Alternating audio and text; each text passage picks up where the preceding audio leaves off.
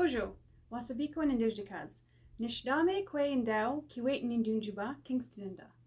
Hi there, my name is Monica, and I'm an Anishinaabe woman from Treaty 9 Territory in Northern Ontario. I currently reside in the Crawford Purchase region, specifically Kingston, Ontario, where I attend Queen's University as a PhD candidate in the biology department. I'm also an educational development associate with the Center for Teaching and Learning.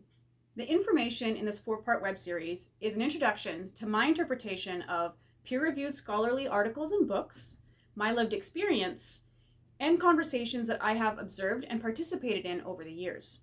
The context of these conversations include around the kitchen table, sharing circles and ceremonies, administrative committee meetings, activist gatherings, and otherwise academic discussions.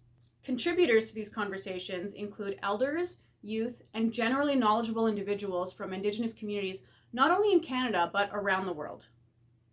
Contributors also include non-Indigenous individuals, ranging from ally and non-ally settlers to international friends who, although familiar with oppression in their own homelands, are only just beginning to understand the colonial context here in Canada. These personal interpretations that I will be presenting have been reviewed and guided by mentor Lindsay Brant, a Mohawk woman from Kenhtè, Tyendinaga Mohawk Territory, Ontario. Lindsay's an educational developer with the Center for Teaching and Learning and also an adjunct professor with the Smith School of Business. The script has also been reviewed by Janice Hill from the Office of Indigenous Initiatives. It's worth reiterating that this web series is my interpretation of the above-mentioned information collected over the years, and as such, any misinterpretation in the information is mine alone. That being said, let's dive in. There are many terms being used in this quickly growing field of indigeneity in the university setting. As this topic develops, terms are continually being revised to reflect our increased knowledge and understanding of the concepts that these terms seek to define. As of the creation of this video, here are some key terms that are worth knowing. Let's start with the basics. Indigenous. Indigenous, according to the Merriam-Webster Dictionary, is defined as of or relating to the earliest known inhabitants of a place, and especially of a place that was colonized by a now dominant group. The term is usually capitalized as a proper noun. Therefore, according to the Queen's Office of Indigenous Initiatives, the term indigeneity has emerged to describe the state of being Indigenous or related to Indigenousness. As Indigenous peoples, we recognize our indigeneity, our Indigenousness, our identity. Indigenousness for many can relate to your territory, culture, community, and traditions. Indigenization. Unlike the term Indigenous, which is a proper noun, indigenization is a verb, an action word. The Queen's University Office of Indigenous Initiatives defines indigenization as a process and the action that focuses on incorporating Indigenous knowledges into approaches in recognition of the value and importance of including it in the university system. Example, education, curriculum, student safety, etc.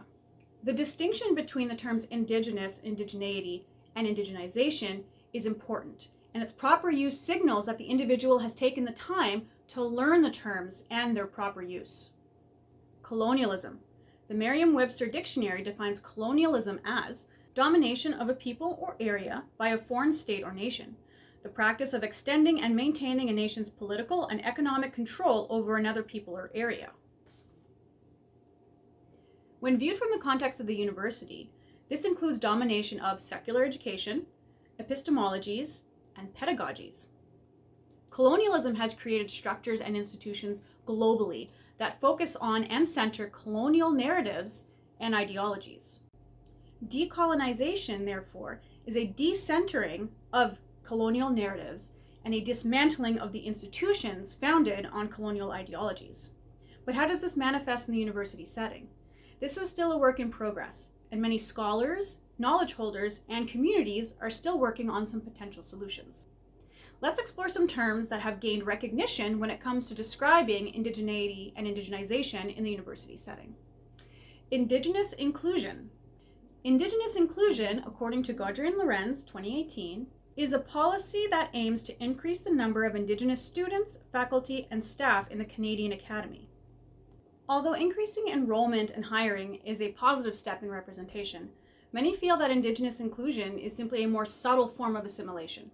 This is because it encourages Indigenous students and scholars to succeed under the current colonial educational regime. It does not address any of the colonial structures in place in the university system. Instead, it favors the integration of individuals into the intact colonial structure. Some may argue that with increased representation, more change can occur. However, that just further burdens Indigenous peoples to do the reflective, decolonizing work that settlers need to do. Reconciliation, Indigenization. Reconciliation, Indigenization is a vision that locates Indigenization on common ground between Indigenous and Canadian ideals, creating a new, broader consensus on debates such as what counts as knowledge, how should Indigenous knowledges and European-derived knowledges be reconciled, and what types of relationship academic institutions should have with Indigenous communities, by Gaudry and Lorenz, 2018. Reconciliation, Indigenization brings Indigenous voices to the current table to see how Indigenous knowledges and ways of being can be folded into the current structure of the university system. This includes initiatives such as including traditional ecological knowledge in environmental research and teaching, or including the medicine wheel teachings in health science education. And finally, decolonial Indigenization. Decolonial Indigenization envisions the wholesale overhaul of the academy to fundamentally reorient knowledge production based on balancing power relations between Indigenous peoples and Canadians, transforming the academy into something dynamic and new.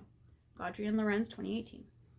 Here we're talking about deconstructing the colonial pillars of the university system and knowledge production. Deconstructing the table, so to speak, so that how we come together can be reimagined in a way where both settler and Indigenous ways of knowing can come together on equal footing so that we can make decisions on knowledge production and sharing. So we've gone over some basic terms and concepts when it comes to indigenizing in the university setting. We've also discussed the definitions of Indigenous and Indigenization and why it's important to know the difference between the two. We've also looked at 3 different ways to indigenize the university.